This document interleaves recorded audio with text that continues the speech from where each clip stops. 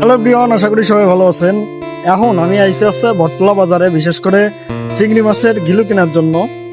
আর চিংড়ি মাছের গিলু কোন প্রসেসে কোনভাবে বের করা হয় সেটাই দেখাবো আপনাদের, তাহলে সঙ্গে থাকেন।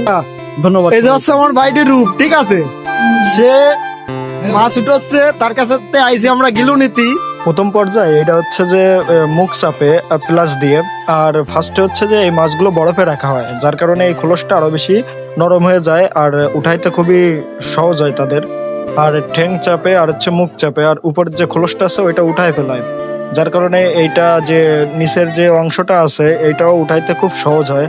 আর বিশেষ করে এইখানে যে ঠ্যাং আসতেছে, এই সেম ঠ্যাংগুলোই আসতে হবে, কারণ প্রতিটা মাছই ওয়েট দেওয়া হয়। এই যে মাছ, খুব সুন্দর মাছ। আর এই মাছেরই ঘিলু এইভাবেই বের করা হয় কাউস দিয়ে কাটিয়ে। আর এইখানে যে বের করে রাখতেছে এটা হচ্ছে, এই যে হচ্ছে মূল ঘিলু, ঠিক আছে, এটা হচ্ছে মেইন প্রসেস। এইভাবে এই ঘিলু বের করা হয়। আর এই ঘিলুটা খুবই সুস্বাদু আর অনেক সুন্দর ঘিলু ছিল। আমি এইখান থেকে এই যে আমি নিছি, খুবই সুন্দর হয়েছে। ধন্যবাদ।